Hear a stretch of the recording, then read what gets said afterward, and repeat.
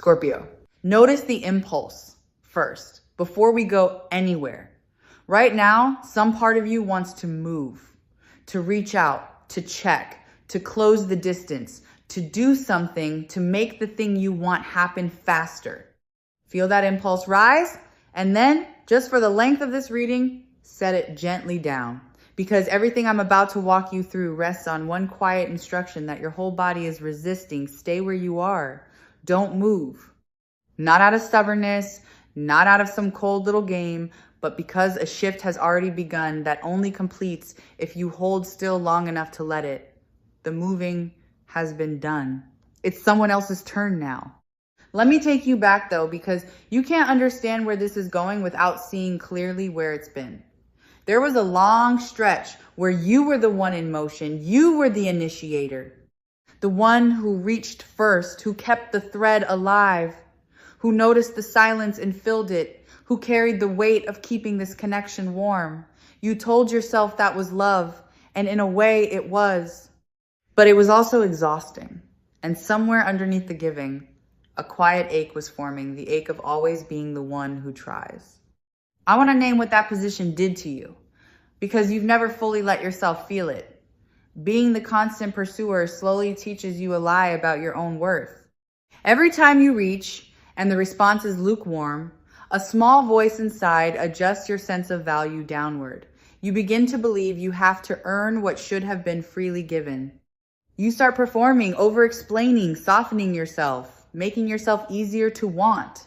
And the cruel arithmetic of pursuit is that the harder you chase, the less valued you become, not because you're less valuable, but because anything that's always available stops being noticed.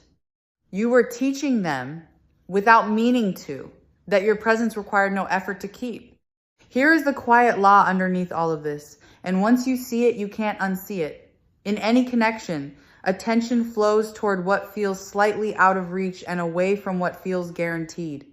This isn't cruelty. It's simply how desire works. Desire needs a little space to move into. It needs a question, a gap, a reason to lean forward. When you fill every gap yourself, when you answer the question before it's asked, when you leave no space at all, you accidentally remove the very thing that pulls a person toward you. The distance you've been so afraid of is not the enemy. Handled rightly, the distance is the magnet.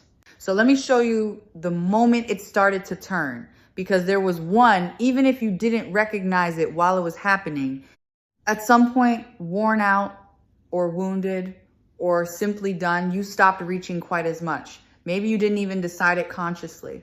You just had less to give, or you finally protected yourself a little, or life pulled your attention elsewhere. And in that pause, something changed in the field between you that you couldn't see from your side. The steady signal you'd always sent went quiet. And silence from someone who was always present is the loudest sound there is. Feel what happened on their side when that quiet arrived, because this is where the whole dynamic begins to invert. They had grown used to your presence the way you grow used to a light that's always on, not noticing it, not thinking about it, simply assuming it would be there. And then it dimmed. And the strange thing about a light you took for granted is that you never feel its warmth until the room goes cold. The absence you created, without even trying to, did something your presence never could. It made them aware. It made them wonder. It turned their attention, for the first time in a long time, back toward you. This is the kind of turning point that a reading from Sarah Angel Tarot is here to help you actually see. Not the loud, obvious moments, but the quiet hinge where a whole dynamic swings the other way while you're too close to it to notice. Because you've been so focused on what you might have done wrong that you've missed the thing that quietly started going right the moment you stopped overgiving. Let me explain why your stillness raised your worth. Because this isn't manipulation, and I don't want you to mistake it for a trick. Value and scarcity are woven together in the human mind in ways none of us fully control. What's abundant, we discount. What requires something of us, we prize. When you were endlessly available, you were unconsciously priced as abundant. The instant you became a little less reachable, the pricing shifted, not because you changed as a person, but because they suddenly had to consider the possibility of your absence. And nothing clarifies how much someone wants a thing quite like the dawning fear that they might not have it forever. So here's what's stirring in them right now, in this present moment, as you sit reading this.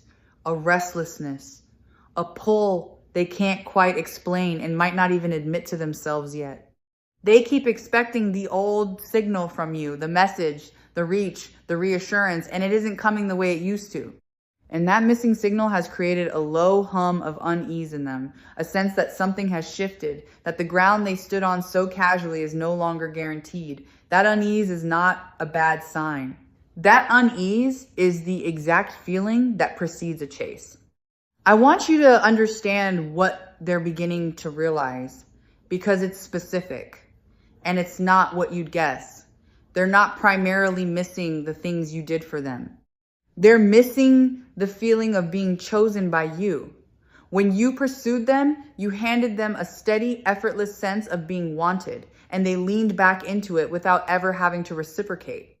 Now that the pursuing has quieted, that warm certainty has gone with it, and they're discovering how much they relied on it, they miss being wanted by you far more than they ever missed you when you were doing all the wanting. The absence of your pursuit is teaching them at last what it was worth. Notice the reversal of the questions, because this is how you'll know the polarity has truly flipped. There was a time when you were the one wondering, where do I stand? Do they think of me? Am I too much? Should I reach out again? All those anxious questions that live in the mind of the pursuer. Those questions are migrating now. They're crossing the space between you and taking up residence in the other person. They're the ones starting to wonder where they stand. They're the one replaying interactions, searching for signs, uncertain of their footing. The anxious wondering didn't disappear. It changed addresses. And this is where that particular energy of commitment enters the picture, the sense of something wanting to be made secure. Because when a person feels the ground they took for granted beginning to move, their instinct is not to drift further, it's to secure their footing. The casual becomes urgent. The someday becomes now. The one who assumed they had all the time in the world suddenly feels the clock they never noticed before, and that awareness turns loose interest into genuine pursuit. What you're sensing isn't just that they'll reach out. It's that they're moving toward wanting to make this real, to define it, to hold on to it in a way they never bothered to when they thought it would simply always be there. The deeper current beneath a reading like this, the thing Sarah Angel Tarot exists to remind you of, is that your worth was never actually in question. Only the timing was, only their readiness was. And both of those are finally catching up to a truth about you that was always steady and true. You didn't become more valuable when you stopped chasing. You simply stopped hiding your value behind your effort and let it stand on its own where it could finally be seen. Now let me speak to the hardest part, because I can feel it pressing at you even as I describe all of this. The temptation to move. Every fiber of you, trained by all that time spent pursuing, is screaming that you should do something, send the message, break the silence, check whether it's working, take back control by acting. And I need you to hear this clearly. Reaching now would undo everything. It would answer the question they've just started asking themselves. It would refill the space that's finally pulling them forward. It would reset the entire dynamic back to the old arrangement where you carry the weight and they lean back. The pull only works while the space stays open. The moment you close it, the magnet switches off. Because desire, once it's been activated, needs room to complete its arc.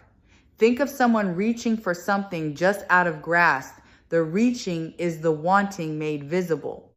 But if the thing leaps into their hand before they finish stretching for it, the wanting collapses, unfinished, unsatisfying. They never get to feel the full pull of their own desire.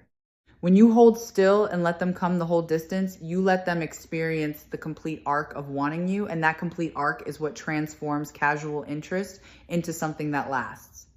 Interrupt it, and you rob them of the very experience that would have bound them to you. But I want to correct something, because don't move can be badly misunderstood. And I don't want you to turn stillness into suffering. Holding your position is not passivity. It is not sitting frozen by the phone, refreshing, waiting, white-knuckled, performing a stillness you don't feel. That kind of waiting is just pursuit in disguise, your whole being still pointed at them, still reaching, only with your hands tied. Real stillness is different. Real stillness has your attention turned back toward your own life. It's not the absence of movement. It's movement in a different direction toward yourself. Let me tell you what don't move actually means then, so you can do it from the right place. It means you stop organizing your inner world around another person's next action. It means your peace stops being hostage to whether they reach out. It means you become genuinely absorbed in your own days again, so that their eventual return is a welcome addition to a full life rather than the rescue of an empty one. Stillness, done right, is not a strategy you perform for them. It's a homecoming you make to yourself. And the beautiful paradox is that the version of you who has truly come home is exponentially more magnetic than the version straining toward the door. This is why the source of your stillness matters more than the stillness itself. If you hold your position as a tactic, waiting them out, playing it cool, while secretly churning, they'll feel the strain underneath it, because desperation has a frequency that leaks through any performance. But if you hold your position because you have genuinely returned to your own center, because you actually are at peace, because, your worth doesn't depend on their motion. That authentic settledness broadcasts something no strategy can fake. People can't always name what draws them, but they can always feel the difference between someone performing calm and someone who simply is calm. Become the second one, and you won't have to do anything at all. So fill the waiting with your own life. And let me be specific about why this works on more than one level. When you pour yourself into your own world, your work, your friendships, the things that light you up, independent of any connection, two things happen at once. You become happier, which is reason enough, and you become more attractive, because a person fully engaged in a life of their own is the most compelling sight there is. Nobody leans toward a life on hold. Everybody leans toward a life in motion. Live yours so fully that reaching you requires them to catch up, and watch how quickly the catching up begins. There's a sign that tends to come just before they move, and I want you to recognize it rather than dismiss it. Often it arrives as a small, low-stakes test first, a light touch, a minor reason to make contact, something they can frame as casual so their pride stays protected. They're checking whether the door is still open before they commit to walking through it. Don't mistake the smallness of that first gesture for the smallness of their feeling. The tentative first move is exactly what a person does when the feeling is large and the fear of rejection is larger. Meet it warmly, but don't fling the door wide and come rushing out. Let them keep walking towards you. Let me tell you how the chase itself tends to unfold, because you'll want to recognize it when it starts rather than second guessing it. It rarely arrives all at once as a grand declaration. It builds. First the testing touch, then a slightly bolder reach, then the gradual increase of effort as they feel you receiving them without immediately taking over the pursuit yourself. Each step they take that you don't rush to match teaches them that they have to keep moving to keep you. And that lesson that you are worth continued effort is the single most valuable thing this whole reversal can install in a connection. You're not just waiting for them to come. You're letting them build the muscle of pursuing you, which is a muscle they'll need for everything that comes after. When it does come, there's a way to receive it that preserves everything you've built, and I want to prepare you for it because the old instinct will be strong. Receive warmly, but do not immediately collapse back into the pursuer. The moment they start reaching, everything in you will want to reward it by flooding them with all the wanting you've been holding back to reach as hard as they're reaching, to match them, to finally let it all out. Resist that just a little longer. Let them lead the pursuit for a while. Your warmth in receiving is enough. You don't have to seize the initiative back the instant it's offered to you. Let them enjoy the unfamiliar, invigorating work of winning you. I want to say something about pacing because the timing of your responses carries more meaning than the words themselves. When you were the pursuer, you answered instantly, always, because their message was the highlight of your day and you couldn't bear to make them wait. That instant availability told the story about who was reaching for whom. Now, without playing any cold or calculated game, simply let your responses come from the natural rhythm of a full life rather than from a phone clutched in anticipation. When your reply arrives because you finished what you were doing and then turned your attention to them, rather than dropping everything the instant they appeared, it quietly communicates that you have a life. They're being welcomed into, not a vigil they finally ended. Here's what you must not do when they arrive, and it's the most tempting thing of all, so brace for it. Do not, in your relief and joy, hand back all your power in a single grateful rush. Do not apologize for the distance. Do not explain yourself, over-reassure them, or immediately return to carrying the whole connection just because they finally showed up. Their arrival is not a cue to resume your old role. It's the beginning of a new arrangement, one where effort flows in both directions. If you sprint back into being the giver the moment they appear, you'll teach them that the reach was a temporary detour and the old dynamic is available again. Hold the new shape. Let it become the normal. Because the real work isn't getting them to chase, it's maintaining the healthy polarity after they do. A connection stays alive when both people continue to reach for each other. When neither one goes fully slack in the certainty of being loved. You've just relearned your own value and your own magnetism. Don't surrender it the moment you're wanted again. Keep tending your own life. Keep your center. Keep being someone worth pursuing, and let them keep being someone who pursues. The goal was never to swap places so they become the desperate one. The goal is balance, where the wanting runs both ways, and neither of you takes the other for granted again. I want to name the healing available in all of this, because it reaches far beyond this one connection. You are learning, maybe for the first time in your life, that you are worth being pursued. So many people carry a deep, unspoken assumption that love is something they must chase, earn, and work exhaustingly to keep, that if they ever stop trying, they'd be left alone. This reversal breaks that assumption at the root. When you hold still and watch someone move towards you, you receive proof in your own experience that you don't have to chase to be loved. That your presence alone is enough to pull someone across a distance. That lesson, once learned in the body, changes every relationship you'll ever have afterward. Let me widen this out to the pattern it breaks, because I feel this has been the shape of things for you far longer than this one connection.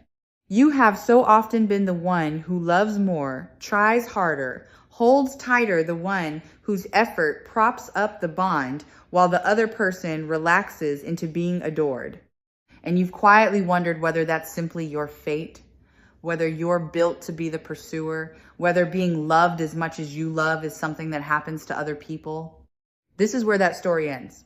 Not because you finally chased skillfully enough, but because you finally stopped and discovered that when you stop, the right kind of love comes toward you on its own.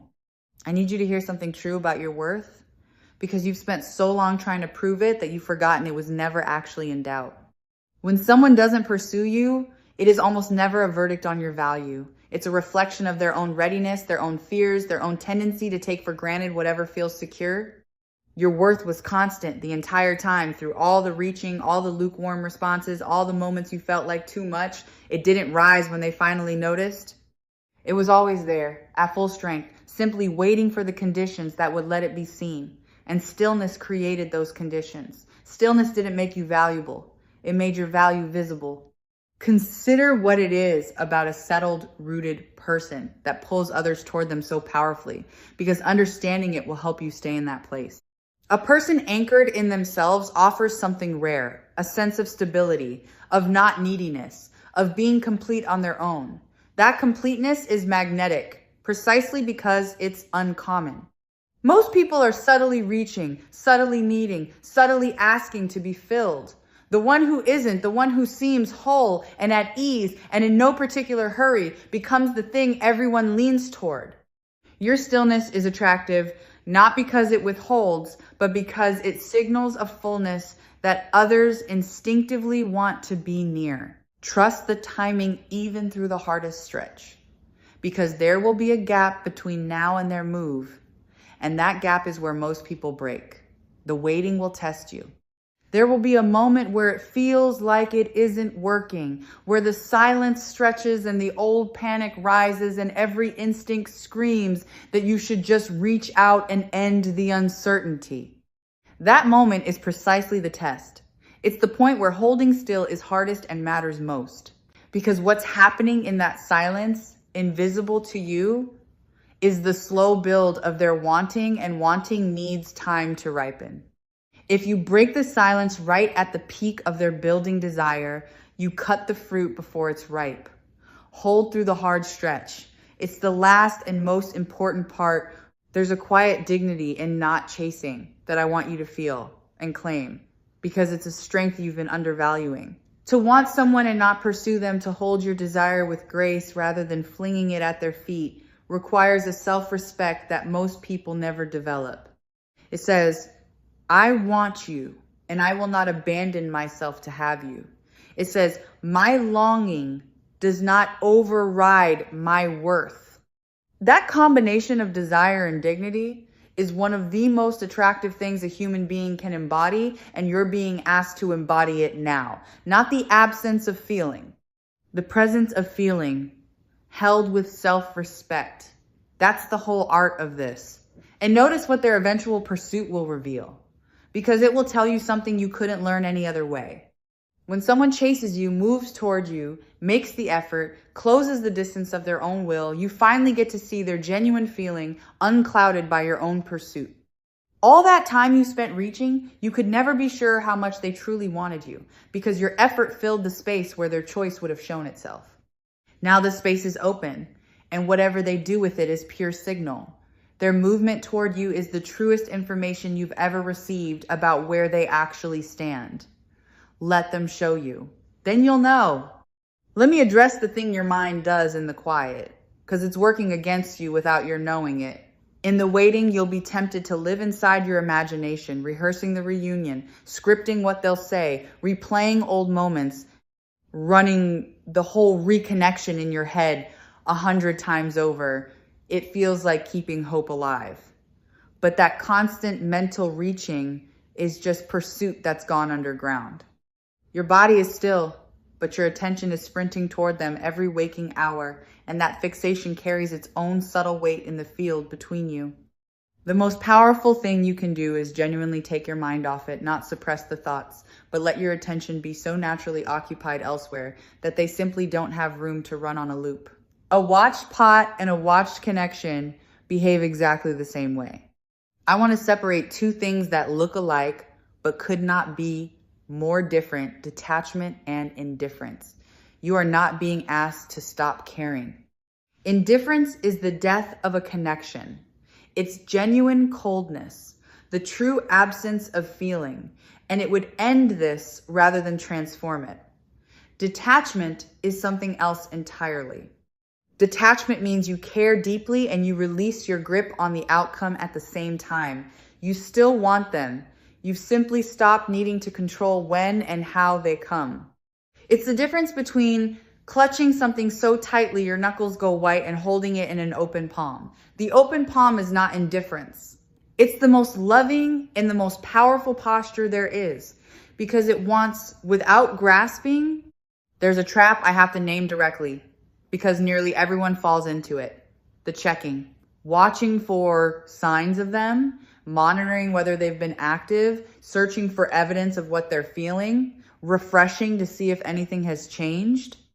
Every one of those small checks is a tiny act of pursuit. And worse, each one chips away at your own peace and quietly tells your nervous system that your calm depends on their movement. Set the watching down. You do not need to monitor the thing you're allowing to come to you.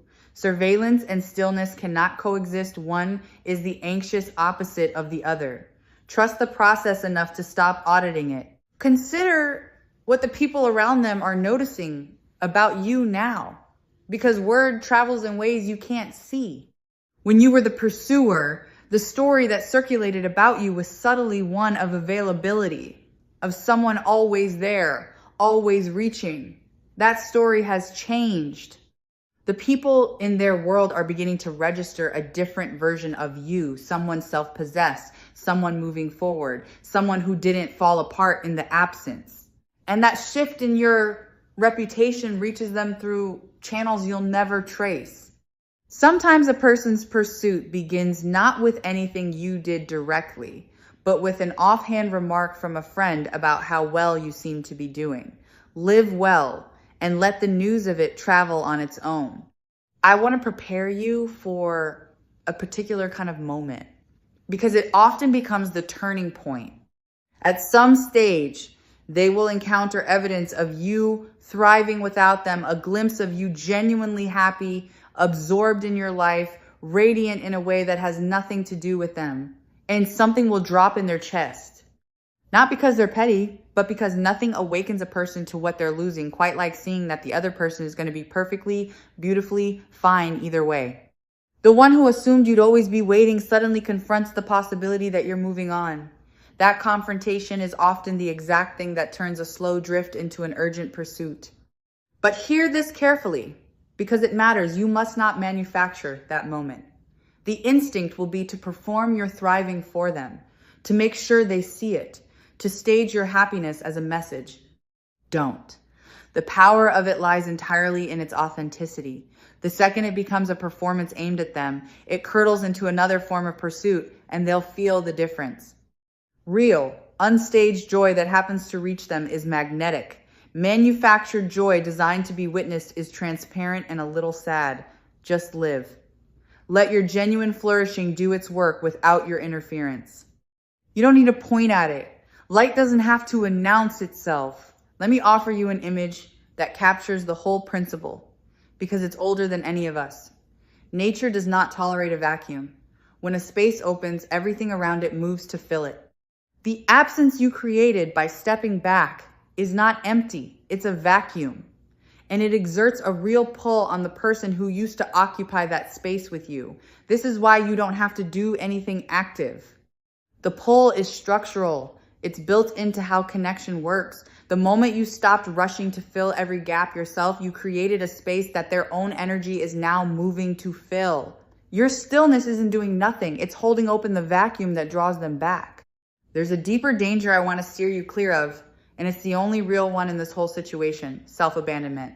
The true risk was never that they wouldn't come. The true risk is that in the wanting, you lose yourself, that you contort, diminish, and abandon your own needs so completely in pursuit of someone else that you disappear. That's the thing to guard against, more than any silence from them. As long as you stay rooted in yourself, you cannot truly lose in this, because you'll have kept the one thing that actually matters. Come home to yourself and stay there, and whatever happens with them, you'll have won the more important victory. Let me give you a quiet reassurance about the connection itself, because part of you fears that holding still means letting it slip away. Understand this. If this connection is genuinely meant for you, your stillness will not lose it. It will reveal it. What comes toward you when you stop chasing is the true measure of what was always there. And if in the space you've opened, they don't move at all, then the stillness has spared you from endlessly chasing something that was never going to turn and face you. Either way, you win clarity. Stillness doesn't gamble with something real. It protects you from pouring more of yourself into something that isn't. Feel the shift in season that this represents, because it's larger than one connection. You have been, for so long, in a season of pouring out, giving, initiating, sustaining, carrying. That season is ending. What's beginning is a season of being poured into, of receiving, of letting yourself be the one who is tended rather than always the one who tends. This is not a reward you have to earn by suffering first. It's simply your turn. The cycle has come round. Let yourself receive without guilt, without the compulsion to immediately repay it by resuming the giving. Receiving graciously is its own skill, and this is where you learn it. Think about where all that reclaimed energy goes now, because this is one of the quiet gifts. For a long time, an enormous amount of your life force was routed toward pursuing the mental space, the emotional labor, the constant low-grade effort of keeping a connection alive largely by yourself. That energy is coming back to you now. Feel how much you have available when you stop spending it all on the chase. Pour it into yourself, your growth, your dreams, the parts of your life that have been waiting patiently in the background while you were busy reaching. The stillness doesn't just change the dynamic with them. It hands you back a fortune of energy you'd forgotten you were spending. Notice the identity that's forming in you through all of this.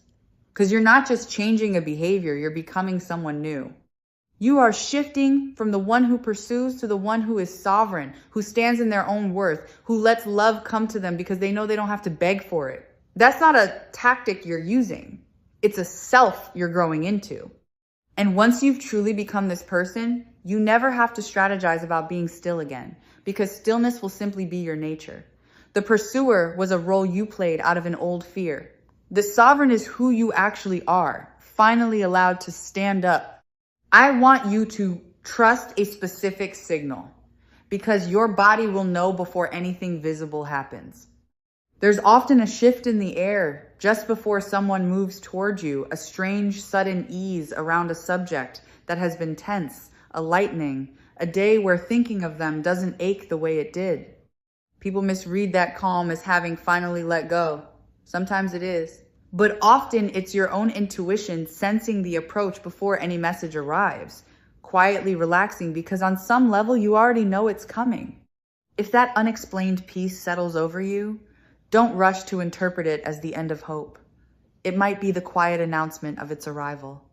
Release your grip on how it has to happen, because the mind loves to script the reunion in a particular shape and then miss the real one because it looked different. You don't get to control the form their return takes, and you don't need to. Your only task is to stay open and rooted so that whatever shape it arrives in, you're able to receive it. The reconnection might come through an avenue you didn't expect, in a manner you didn't plan for, wearing a face you didn't anticipate. Loosen your grip on the script. Keep your heart open and your feet planted, and let the how take care of itself. And when they do come, offer them a particular grace, because it costs you nothing and it strengthens everything. Let them save face. A person returning after taking someone for granted carries a quiet shame about it. You do not need to make them grovel, to extract an admission, to make them pay in full for every moment they lean back. You can simply, warmly let them in without a reckoning at the threshold. That generosity is not weakness, and it's not you letting yourself be walked over. You've already reset the dynamic simply by holding still. Letting them return with their dignity intact makes you someone safe to come home to. And it's the mark of a person operating from strength rather than wounded pride. Let me show you what lasting looks like once this polarity is healthy. Because getting them to chase is only the doorway, not the house. What you're building toward is not a connection where they pursue and you finally get to lean back and be adored, simply flipping the old imbalance. It's a connection where the reaching flows both ways, where two whole people keep choosing each other, where neither one goes slack in the certainty of being loved. You felt what it's like to be the only one reaching. You know now that you never want to return there. So build the other thing, the mutual thing, the balance thing, where effort and desire move in both directions and the taking for granted never gets a foothold again. Here is something small and grounding to carry into the waiting, because reassurance holds better with the practice attached. When the urge to reach rises, and it will rise, pause and place your hand somewhere on yourself, your chest, your arm, wherever feels steadying, and remind yourself quietly that you are the destination, not the traveler. Let that phrase settle into you. You are the one being moved toward. You are the still point others orient around. Return to that whenever the old pursuing instinct flares. And each time you do, you'll find the urge to chase loosens its hold a little more until standing still stops feeling like restraint and starts feeling simply like home. Resist one more temptation while you wait, because it wears the mask of caution, but it's really just pursuit in another costume, the urge to test them. To set a small trap, drop a bit of bait, engineer a situation to see whether they'll respond, to force a sign out of them before you're ready to trust. Testing is just another way of reaching, and it carries the same anxious frequency as chasing. It also tends to backfire because manufactured tests produce manufactured results that tell you nothing real. You don't need to test the thing you're allowing to unfold naturally. Let their genuine, unprompted movement be your only evidence. The truest test is the one you never have to set because they walk toward you without being maneuvered into it. Let me speak to the nights because that's where stillness is hardest to hold. In the daylight, your life fills the space and the waiting is bearable. But when the day goes quiet and you're alone with your thoughts, the old ache rises, the phone feels heavy in your hand, and the urge to reach becomes almost unbearable. Know that this is coming so it doesn't catch you off guard. The nighttime pull toward contact is not a sign that you should give in. It's simply the hour when your defenses are lowest and your longing is loudest. Let the urge crest and pass without acting on it. Nothing that needs to be sent in the vulnerable hush of a lonely night ever truly needs to be sent. Let the morning and your steadier self decide. I want to reframe the patience this all requires because you've been experiencing it as deprivation and it's actually the opposite. Holding still and letting someone come to you is one of the purest forms of self-love there is. It's you refusing to abandon your own worth for the sake of a faster result. It's you saying, with your actions, that you will not beg for what should be freely offered, that you honor yourself too much to chase. Every hour you hold your position is an hour you spend choosing yourself. The patience isn't you going without. It's you demonstrating to yourself most of all that you finally believe you're worth waiting for. And let me give you a piece of discernment for when they do return, because not every return is equal and you deserve to tell the difference. A momentary impulse looks different from a genuine reckoning. Someone reaching out of a passing loneliness tends to test the water and drift again. Someone who has truly understood what they nearly lost comes back with consistency. They keep showing up, keep making the effort, keep demonstrating through steady action rather than a single dramatic gesture. You don't have to decide anything at the first knock. Let their consistency over a little time tell you which kind of return this is. The one meant for you won't mind proving itself because a person who genuinely wants you is glad of the chance to show it. One last thing before we close, because it's the quiet engine underneath all of this. Each hour you hold your position, the pull grows a little stronger. This isn't a single dramatic moment, but a slow accumulation, a compounding. The first stretch of stillness is barely felt on their side, but it builds. The absence deepens. The wondering sharpens. The taking for granted erodes a little more with every passing quiet. So if it feels early on like nothing is happening, understand that something is always happening. It's simply gathering below the surface, the way pressure builds long before it moves. Your only task is to not interrupt the gathering. Hold and let it accumulate into something that finally has to move. And release completely the fear that holding still means you're doing nothing. Stillness is the most active thing you've done in this connection for a long while because it takes everything in you to override the instinct to chase. And that override is the work. Every moment you don't reach, you are actively reshaping the entire dynamic. You are teaching, through your steadiness, a new lesson about your worth. Doing nothing has never required more strength, and nothing you could actively do would accomplish half as much as this disciplined, dignified, rooted refusal to abandon your own ground.